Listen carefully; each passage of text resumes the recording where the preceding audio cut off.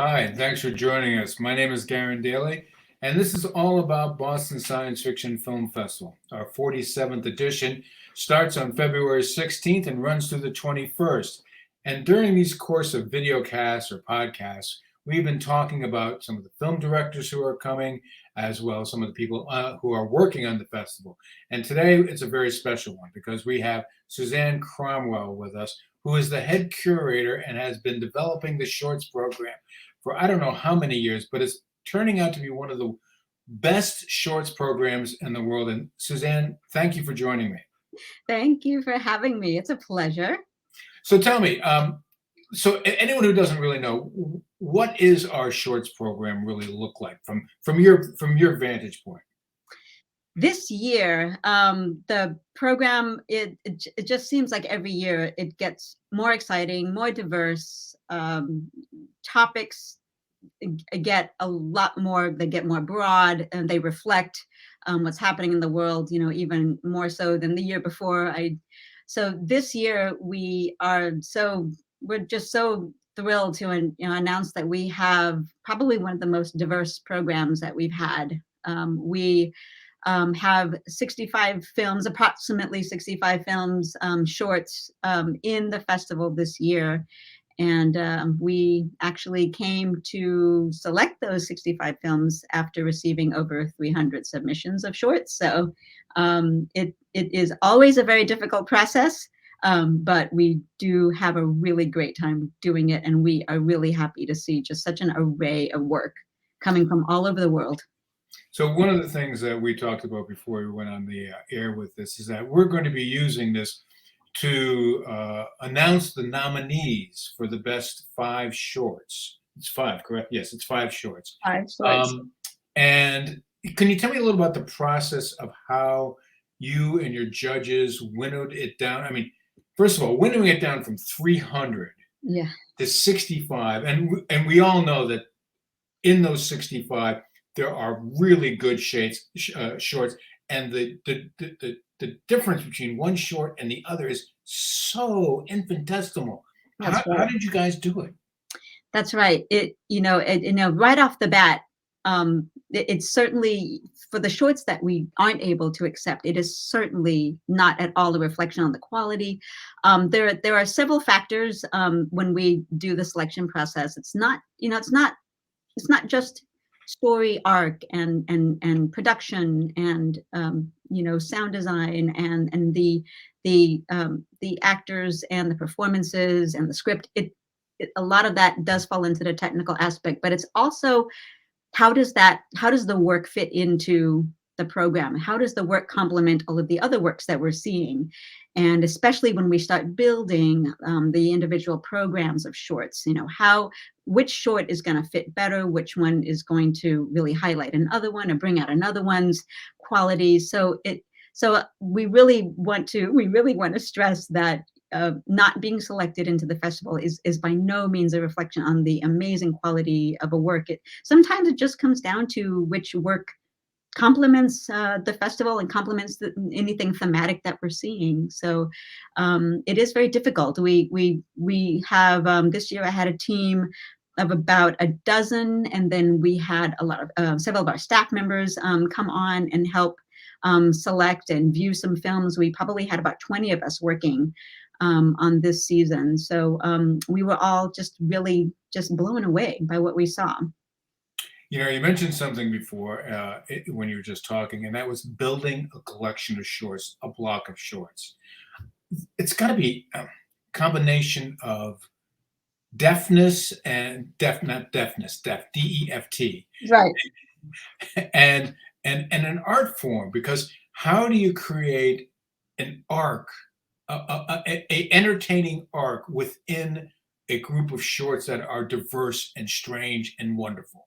I mean, can you talk a little bit about that? It is, first of all, it is such a thrill. It is just the best part of the process. And I'm usually, I begin usually being really sleepy because I've stayed up long nights watching everything, and I give myself a break. And then I start in. So I literally start in on watching every short that we've accepted from start to finish once again. And then I do this very strange thing where I alphabetize them to start, just to kind of get them in some sort of order, and just in some sort of order of viewing. And then that's when the puzzle pieces start to appear. Then that's when the themes start to happen. And you don't necessarily want one block of shorts to have the same theme. You want the emotions to bounce back and forth. You want to give people a punch, you want to give people a fright, you want to give people a laugh and a cry, and then you want to bring it back. And honestly, Garen, I learned all this from you. So, it's just been so much fun to just put it into practice all these years. And it really, really is so much fun. Just building these, when we call shorts blocks, meaning a shorts block it's a program of about 85 to 90 minutes. So, and shorts typically that we've seen and that we've accepted run anywhere from 10 minutes to about 40 minutes. So sometimes the selection process, sometimes that really weighs into it. Is this short film a longer form short film?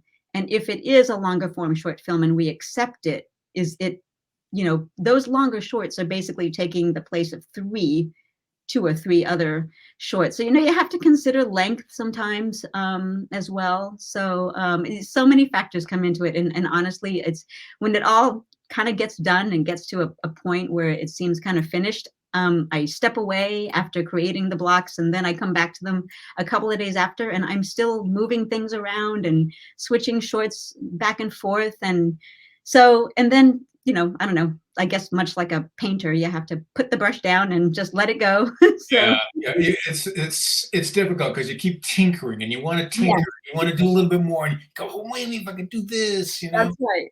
That's right. That's right. Did you see anything, any themes or leitmotifs that kind of jumped out at you for this year? Yeah, it's so interesting. I feel like isolation, and I don't really mean that so literally in, let's just say, in the global COVID sense. This could be, not just literal isolation, but isolation of the heart, loneliness.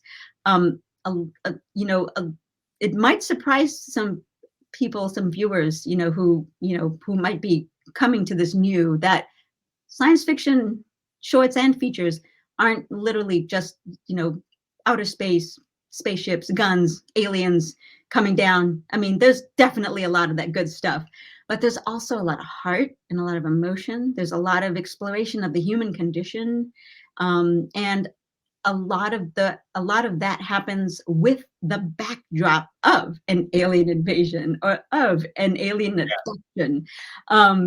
We saw a lot of AI. We see a lot of AI themes in a lot of our shorts, and this year was no different.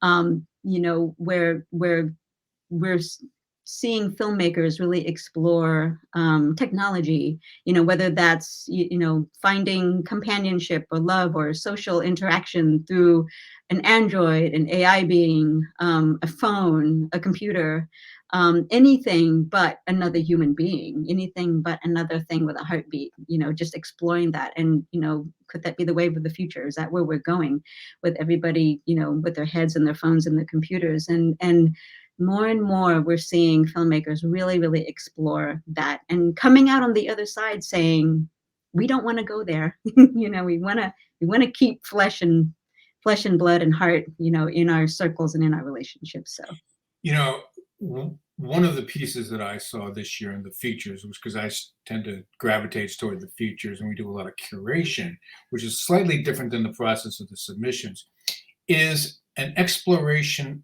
of identity and community. mm-hmm. And we're seeing that in we have a film called, what is it? The Beyond the, oh my God, I'm forgetting it right now, and I just downloaded it. Beyond Existence? No, not Beyond Existence. It's the one about the Mad Max community. Oh, yes, yes. Fan identity and community. The documentary, yeah. Yeah, this is a documentary film, and I'm sorry, folks, that I forgot the name of it, but it's in the listing, and it's a really good doc.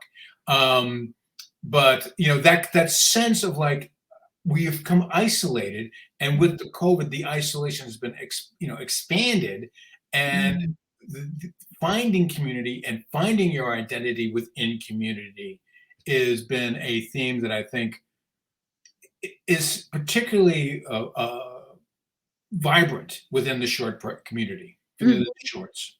Absolutely. Is that just my supposition, or is that No, you as well? that's absolutely true. That's absolutely true. And, exploring relationships, whether it's, partner to partner, mother to son, father to son, human to pet, we've seen so much of that. And I don't want to say we've seen it all, because every year I feel like I've seen it, and every year I get surprised. And we have some really great nominees that I think we went to. Good segue there. Good segue.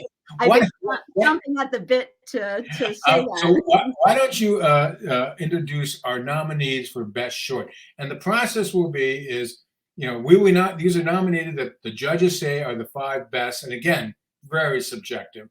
And then at the festival, we will announce one as the best short of the festival. So please start. What are the nominees? All right, so we have A Lone Star Love, directed by Ben Myers. What's it about? It touches on and explores the theme that we were exactly talking about. It's we don't want to give anything away about all these shorts, but A Lone Star Love, Lone Star State, Texas. You might kind of put 2 and 2 together with that, but it's about exploring a loving relationship, a partnership, and what happens when something gets in the way of that partnership. I won't say what, but something comes between 2 people who are trying to make a go of it, shall I say? And so I'll leave it at that. I'm gonna try not to say too much. Less is more. Yeah. All right. So Lone Star Love is number 1. What's number 2? Number 2 is ARPU. ARPU, directed by Phil Spencer. This one is, I have not seen anything like this before. This is, you're probably going to hear me say this about all the shorts, but this one is really fantastic. They're all fantastic, but this one, again, don't want to give it too much away, but you're going to be pretty surprised to find out that this woman's daughter got entangled in something pretty sticky. And she is being, the daughter's mother is actually being confronted about it. And so the whole film is that confrontation. So you have to watch it to see. Cool. Yep. All right. What's your third one? The third one is Static Space, directors John Klein and Kate Black Spence. And I was weeping at the end of this one, so I don't know if anybody else will have that reaction. This is a longer form short that really got to me. It's, again, exploring relationships, exploring isolation and loneliness with a little bit of a twist. We see the person right there on the poster is the antagonist, and she discovers a special relationship in a very special way. You mentioned the director, and one of the directors was Kate Black Spence. Female. Did we see a fair number of female directors? We did. We saw. We were really thrilled to see an abundance of female directors. Static Space actually is really incredible. It is. It's a very gentle film. I'll say that, and I don't say that because it's a female director that co-directed or is involved in the work. I've seen female directors, kick some butt in their films, and you don't have to do that to be female or male. But I will say that Static Space is just one of the most beautiful and touching short films I've seen. So, and it was a very surprising film, and people will love it. People will love it. Cool. All right. The next one is The Gazer, directed by Sarah Sagari. another wonderful female director. And The Gazer, from what I understand, has a bit of renown, has a reputation behind it, as it has been featured in other festivals and has won some awards in other festivals. And there's that gentleman on the poster is sitting on his truck looking up into the stars, and he's waiting. He's waiting for that being to come down and show itself. So I think, I'm sure there are lots of us, me included. I don't know, do we believe? Do we not believe? Would we ever wait for a being to come down, take us away, show us that they exist? Some people might be waiting longer than others. So that's what this film touches on. And so, being a guy, I'm looking at, is that a Ford pickup truck? I wish it was. And if it is, I had one just that exact color, just about that exact size at one point in my life. And I'm like, so romantic. I can be such a dork at times. I'm sorry. And our last nominee is our last nominee, a really amazing humorous film called Tim Travers and the Time Traveler's Paradox, directed by Stimson Sneed, who is one of Boston Sci-Fi's alumni directors. And that's good. Let me tell you, this is very different from what Stimson submitted to us a few years ago, which was an equally beautiful film. But he has taken his talents and the talent of the actor that is featured in this film to a whole other realm. And when the title says Time Traveler's Paradox, you are going to go in and experience the literally unfolding of the paradox of time travel itself through the eyes and brain and crazy mind of the antagonist in this film. And you won't want to miss this one. You won't want to, and you will laugh and you'll be in wonder and your mind will be blown. So yeah. There are our nominees: A Lone Star Love, ARPU, Static Space, The Gazer, Tim Travers, and The Time Traveler's Paradox. All of these films will be playing during the festival at the Boston Science Fiction Film Festival, February 16th through the 21st at the Somerville Theater. Suzzanne, any last comments you would like to share with the audience? Yes, if any filmmakers are watching, past, present, and future, I just want to let you know that it is really just such a wonder, your craft and your profession and what you do and what you share and the passion that you put into your work. And we are just absolutely thrilled and honored to be showcasing our film features and documentaries and shorts in this year's festival, as we always are. So keep creating and keep submitting. And thank you for giving all of us who love film a reason to sit in front of our home computers and big, large screens and big TVs and cell phones, watching film in any way that we can. So it's such a thrill. I couldn't say it any better. And what a great way to end. Thank you so much, Suzzanne Cromwell, head curator of the Boston Science Fiction Film Festival. My name is Garen Daly. I'm the festival director. It's been my pleasure to talk to you about these films, as well as being with Suzzanne today. So please come down and see us at the Somerville Theater, February 16th through the 21st, or see us online when we announce our virtual schedule as well. Thank you very much, and goodbye. Thank you.